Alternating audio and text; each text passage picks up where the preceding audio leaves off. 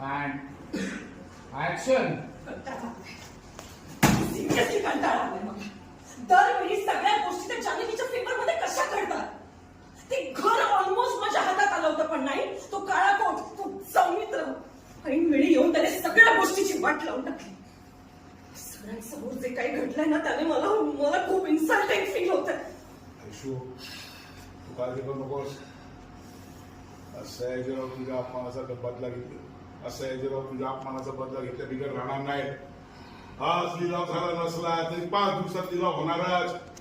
ते रणदिवे एवढे कसे पैसे जमवते तेच बघतो मी. हो, त्याला कशावरून बोलताय तुम्ही. आणि समजा त्या देवी जानकीने काहीतरी चमत्कार केला आणि त्या लोकांनी जर का पैसे उभे केले तर मग काय करणार आहोत आपण. अगं पण असं तुला का वाटतंय. का वाटतं म्हणजे मला माहिती आहे ना.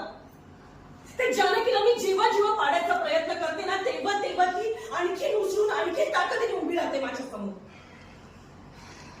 त्या लोकांचं एकत्र असणं, त्या फॅमिलीचं